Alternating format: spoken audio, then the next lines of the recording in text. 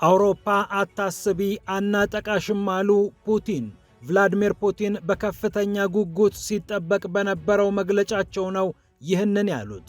ዩክሬን የያዘቻቸውን መሬቶች ወይ ትለቃለች ወይ እናስለቅቃታለን ያሉት የሩሲያው ፕሬዝዳንት ዩክሬን በአንድ ወር ብቻ ከ40 ሺህ በላይ ወታደሮችን እንዳጣችም አስደንጋጭ ሪፖርት አቅርበዋል። ከዜሌንስኪ ጋር የምንፈራረመው የሰላም ስምምነት የለም በማለትም ዓለምን አስደንግጠዋል። ህገወጥ ከሆነ ሰው ጋር ህጋዊ ስምምነት የለም በማለትም ፈርጠም ብለዋል። ብዙ ጉዳዮችን አንስተው የጣሉት ቭላዲሚር ፑቲን የኔቶ ኃይሎች እርስ በርስ መግባባት እንዳቃታቸውም ተናግረዋል።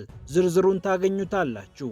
ይህ እንደተጠበቀ ሆኖ የዩክሬኑ ፕሬዝዳንት ቮሎዲሚር ዜሌንስኪ ነገሮች ከቁጥጥራቸው ውጪ የሆኑባቸው ነው። የቅርብ ረዳታቸው፣ ገመና ሸፋኛቸው፣ የቤተ መንግስቱ የጽህፈት ቤት ኃላፊ በጸጥታ አካላት መፈተሻቸው ተሰምቷል። ሀገርን ጉድ ያስባለው ፍተሻ ከዩክሬን ባለስልጣናት የሙስና ቅሌት ጋር የተገናኘ መሆኑም ታውቋል። ብዙዎች የዜሌንስኪ በር እንደተንኳኳ ቆጥረውታል። ፍተሻውን ያካሄደው መስሪያ ቤት ደግሞ ከኔቶ ሰዎች ጋር ግንኙነት ያለው መሆኑ ምንድነው ተአምሮ አስብሏል። እንዲሁም በዋይት ሃውስ ፊት ለፊት ጥቃት የፈጸመው የአፍጋን ዜጋ ከአሜሪካው የስለላ ድርጅት CIA ጋር አብሮ ይሰራ እንደነበር ተረጋግጧል። የዓለም ሚዲያዎች ወቸው ጉድ እያሉበት ነው። ፒያሳ ኔትወርክን ስትከታተሉ ሁሉንም በጥልቀት ታገኛላችሁ። ፒያሳ ኔትወርክን ሰብስክራይብ፣ ላይክ እና ሼር በማድረግ የተአማኒ የፈጣንና የጥልቅ ዘገባዎች ቤተሰብ ሁኑ ስንል በአክብሮት ጋብዘናል። አሁን ወደ ጉዳዮቻችን አለፍን።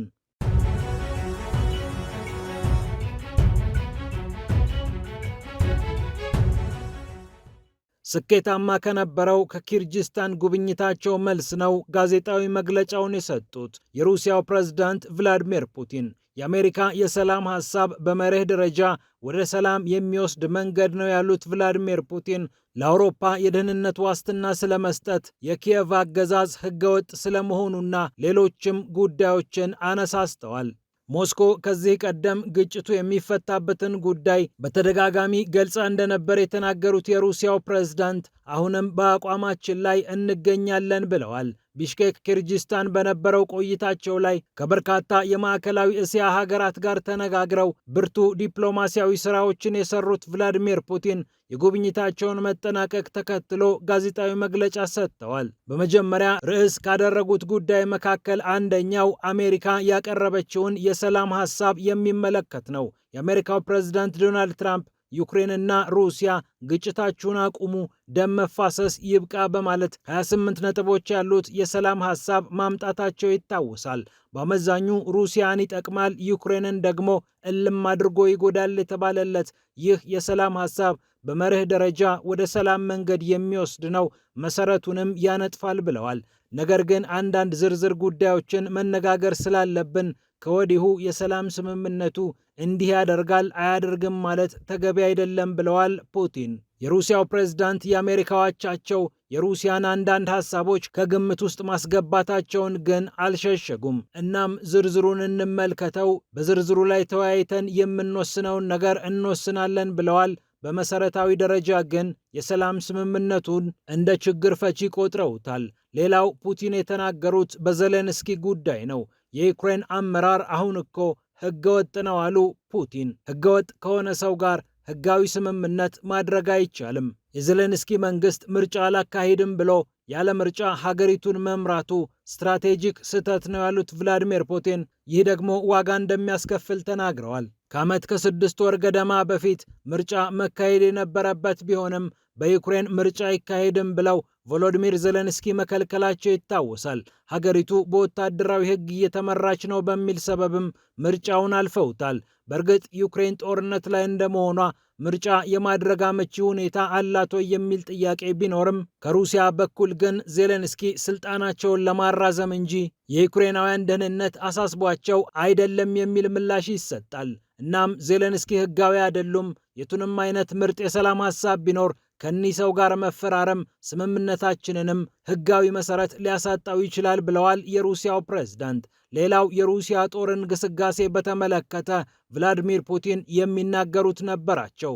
በተለይ በዛፖሪዥያ አካባቢ በከፍተኛ ሁኔታ የተከበበው የዩክሬን ጦር አደጋ ላይ እንደወደቀ ተናግረዋል። በዛፖሪዥያ ቀጠና የዩክሬን ጦር እየፈራረሰ ነው ሲሉም ቃል በቃል ተናግረዋል።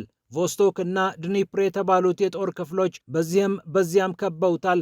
በሰሜንም በመሃልም ተከቧል። ምርጫ የለውም እጅ ከመስጠት ውጪ ነው ያሉት የሩሲያው ፕሬዝደንት በጦር ሜዳ እየሆነ ያለው ነገር ምዕራባውያን በደንብ የሚገባቸው ነው፣ ያላስተዋሉት ነገር አይደለም ያሉት የሩሲያው ፕሬዝዳንት የጦር ሜዳው እውነታ ለዩክሬን ጨለማ መሆኑንም አንስተዋል። በጥቅምት ወር ብቻ አሉ ሰውየው 47,000 የሚሆኑ ወታደሮችን ኪየቭ አጥታለች።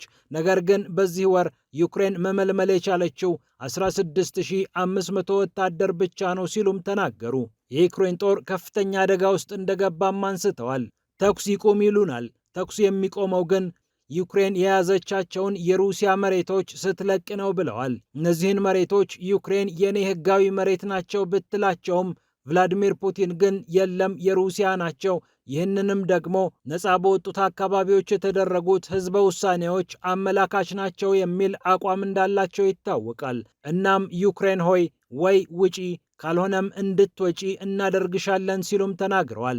ሌላኛው በፑቲን አንደበት የተነሳው ጉዳይ የአውሮፓ ደህንነትን ይመለከታል። አውሮፓ ሆይ አታስቢ ተብላ በፑቲን መልእክት ተነግሯታል። የምዕራብ ጎረቤቶቻችን በዚህ ጉዳይ ላይ ማሰብ የለባቸውም። ነገር ግን እንዲህ አይነቱን ትርክት ለምን እንደሚያመጡ እናውቃለን።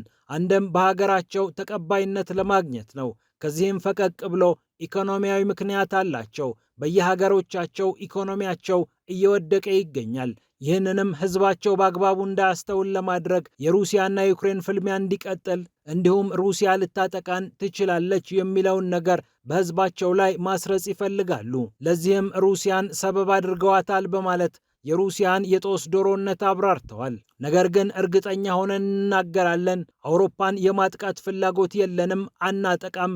ይህንንም በጽሑፍ ደረጃ ማረጋገጥ እንችላለን። ለአውሮፓ የደህንነት ዋስትና ሩሲያ ራሷ ትሰጣታለች በማለት ይህንን የደህንነት ዋስትና ከየትም አትጠብቁት ብለዋል።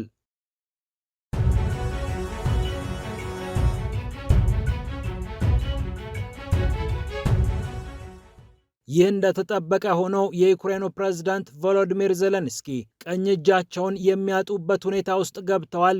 ነገሮች ከቁጥጥራቸው ውጪ እየወጡ ነው።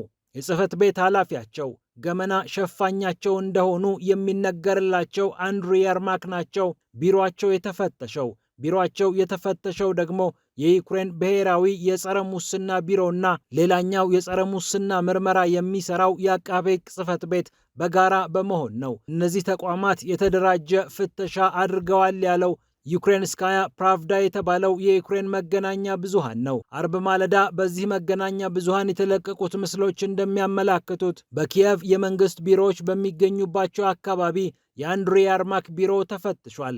10 የሚሆኑ የምርመራ ቢሮ ሰራተኞች የፍተሻ ስራውን እንዳከናወኑ ተነግሯል። ናቡ ወይም ደግሞ የብሔራዊ የዩክሬን ጸረ ሙስና ቢሮ እንዳረጋገጠው ፍተሻው ተካሂዷል፣ ዝርዝር መግለጫም ይሰጣል ብሏል። የዜሌንስኪ የቅርብ ሰው የነበሩት በነጋዴነታቸው የሚታወቁት ቲሙር ሚንዲች የእስር ትዕዛዝ ወጥቶባቸው ቤታቸው በተፈተሸበት ሰዓት ከሀገር መውጣታቸው ይታወሳል። የእስራኤል ዜግነት እንዳላቸው የተነገረላቸው ቲሙር ሚንዲች ከሀገር የወጡት ፍተሻው ሊካሄድ ጥቂት ሰዓታት ሲቀሩ መሆኑ ደግሞ ዜሌንስኪ ለእኒህ ሰው መረጃ አስተላልፈው ይሆናል በሚል ተጠርጥረው እንደነበር አይዘነጋም። ከቲሙር ሚንዲች ጋር የስልክ ቆይታ የነበራቸውና የዩክሬን ብሔራዊ የጸረ ሙስና ቢሮ ስልካቸውን ጠልፎ ንግግራቸውን የተከታተለባቸው አንድሪ የርማክ በሙስና ጉዳይ ወይ ያሉበት ካልሆነም የነ ቲሙር ሚንዲችን ቅሌት ለመሸፈን ረጅም ርቀት ሄደዋል ተብለው እየተከሰሱ ይገኛሉ። አንድሪ የርማክ በዚህ ጉዳይ ላይ ወይ ከስልጣናቸው እንዲነሱ ወይ እንዲታሰሩ ካልሆነም ከስልጣናቸው እንዲነሱ የሚወተውቱ ድምጾች በዩክሬን ተጠናክረው ተሰምተዋል። ዜሌንስኪ ግን የጽህፈት ቤት ኃላፊ ብቻ ሳይሆኑ በፖለቲካ ድል ላይ የሚታወቁትን ወሳኙን ቀኝ እጃቸውን ማጣት አልፈለጉምና የሚመጣው ይምጣ አልለቃቸውም ብለው አቋማቸውን እንዳጸኑ ሲነገር ነበር። ነገር ግን አሁን ብዙ ነገሮች ገፍተው እየመጡ ይገኛሉ። የዩክሬን ብሔራዊ የጸረ ሙስና ቢሮ ከአውሮፓ ህብረት ጋር የሚሰራ አሜሪካም የምታግዘው ነውና ነገሮችን ገፋ አድርጎ አንድሪ የርማክስ ማናቸው ብሎ የፍተሻ ትዕዛዝ አውጥቶ ቢሮአቸውን ፈትሿል።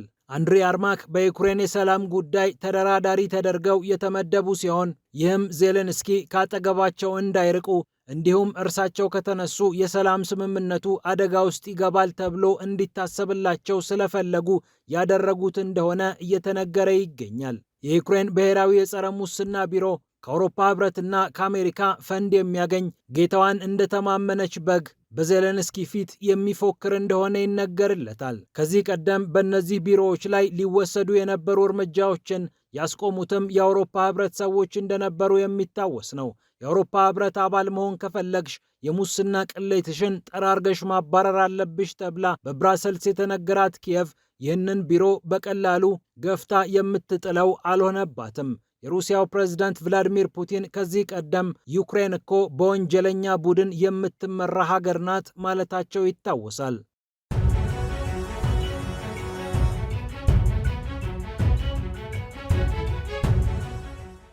በሌላ በኩል በዋይት ሃውስ አሜሪካን ያስደነገጠ ጥቃት የፈጸመው የአፍጋኒስታኑ ዜጋ ከሲአይኤ ጋር ጥብቅ ትስስር እንደነበረው ተሰምቷል።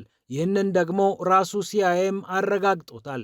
ኤፍቢአይም ደግሞታል። ሌሎች የጸጥታ አካላትም አዎነው ብለውበታል። ታሊባን ካቡልን በተቆጣጠረበት ሰዓት በርካታ ከአሜሪካ የጦር ሰራዊት እንዲሁም ከሲአይኤ ጋር ሲሰሩ የነበሩ አፍጋኒስታውያን ለደህንነታችን እንሰጋለን በማለት አሜሪካን አስወጪኝ ብለው አውሮፕላን ላይ ጭምር እስከ መንጠላጠል ደርሰው እንደነበር ይታወሳል። በአስተርጓሚነት፣ በመረጃ ጠቋሚነት እንዲሁም በሌሎች በማናቸውም መንገድ ከሲአይኤ ከአሜሪካ ጦር ጋር የሰሩት እነዚህ ሰዎች ታሊባኖች ሕይወታችንን ያሳጡናል፣ ይቀሉናል በማለት አሜሪካን ሲማጸኑ ቆይተዋል። እናም በወቅቱ ፕሬዝዳንት የነበሩት የአሜሪካው ፕሬዝዳንት ጆ ባይደን ከ90 ሺህ ያላነሱ አፍጋኒስታናውያን ወደ አሜሪካ እንዲገቡ ማድረጋቸውም ይታወሳል። ራህማኑላህ ላካናዋል የተባለው የአፍጋኒስታን ዜጋም በተመሳሳይ ከሲአይኤ ጋር ሰርቶ እንደነበር ተነግሯል። የሲአይኤው ዳይሬክተር ጆን ራትክሊፍ አዎ ይህ ሰው ከሲአይኤ ጋር ይሰራ ነበር ብለዋል። ካንዳሃር ከሚገኙ የሲአይኤ ሰዎች ጋር ይሰራ እንደነበር ያረጋገጡት ጆን ራትክሊፍ እጅግ አደገኛ በነበረው ከካቡል በወጣው በረራና በተከታዮቹ በረራዎች ከወጡ ሰዎች መካከል አንደኛው ነው ሲሉም ተናግረዋል። የኤፍቢአይ ዳይሬክተሩ ካሽ ፓቴልም በተመሳሳይ አፍጋኒስታን ከነበረው ኃይላችን ጋር ይሰራ ነበር ሲሉ ስለዚህ ሰው ተናግረዋል። የቢቢሲ አፍጋን አገልግሎት ያወጣው ዘገባ ደግሞ ላካንዋል የጂፒኤስ ባለሙያ ሆኖ በካንዳሃር ሲያገለግል ነበር። የታሊባን ጦር ወደ ካቡል ሲገሰግስ ደግሞ ካቡል ገባ፣ ከካቡልም የአሜሪካ ጦር አወጣው ሲል ዘገባው ጠቁሟል። ቢቢሲ የቀድሞ ባልደረቦቹን አነጋግሮ ነው ይህንን ዘገባ የሰራው። ይህ እንደተጠበቀ ሆኖ የአሜሪካ ብሔራዊ ዘብ አባል የሆነችው ወታደሯ ሳራ ቤክስትሮም ከዚህ አፍጋን ዜጋ በተተኮሰባት ጥይት ሕይወቷ ማለፏ ተረጋግጧል። ከእኛ ጋር አይደለችም ብለዋል የአሜሪካው ፕሬዝዳንት ዶናልድ ትራምፕ የእርሷን ሕይወት ማለፍ ምክንያት በማድረግ ባወጡት አጭር መግለጫ። ከእኛ ጋር አይደለችም፣ ከሰማይ ሆና እያየችን ትገኛለች። በጣም የተከበረች ወጣትና መልካም ሰው ነበረች ሲሉም ትራምፕ ስለዚህች ሴት ምስክርነታቸውን ሰጥተዋል። ሌላኛው አንድሪ ወልፍ የተባለው የአሜሪካ ወታደርም እንዲሁ ለሕይወቱ እየታገለ እንደሚገኝ ፕሬዝዳንቱ ጠቁመዋል። ቤክስትሮም እና ወልፍ ከዚህ አፍጋን ወጣት በተተኮሰባቸው ጥይት ሆስፒታል ገብተው እየታከሙ እንደነበር ይታወቃል። የቤክስትሮም ሕይወት ግን በሆስፒታሉ ሕክምና ሊተርፍ አልቻለም። ከጥቃቱ በኋላም ጥቃቱን የተመለከቱ ቪዲዮዎች በማህበራዊ ሚዲያዎች ሲሰራጩ እንደነበር ይታወሳል። ፒያሳ ኔትወርክን ስትከታተሉ ስለቆያችሁ ክብረት ይስጥልን ብለናል። ፒያሳ ኔትወርክን ሰብስክራይብ፣ ላይክ እና ሼር በማድረግ የተአማኒ የጥልቅና የፈጣን ዘገባዎች ቤተሰቡን ስንል በአክብሮት ጋብዘናል። ሰላም ለዓለማችን።